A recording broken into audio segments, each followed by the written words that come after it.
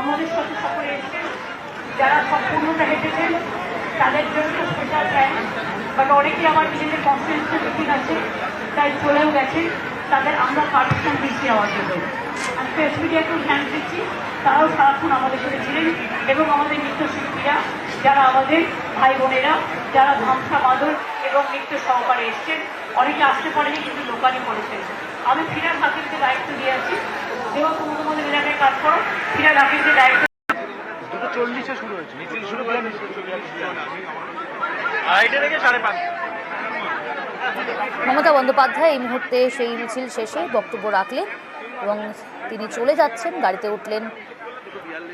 আমরা দেখতে পাচ্ছি মমতা বন্দ্যোপাধ্যায় এই 12 কিলোমিটার পথ অতিক্রম করলেন, হাঁটলেন এবং সেই মিছিল শেষে তাকে অন্য মেজাজেও আমরা দেখলাম।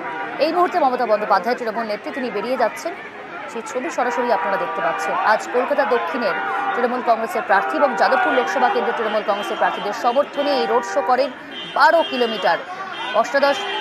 18তম লোকসভা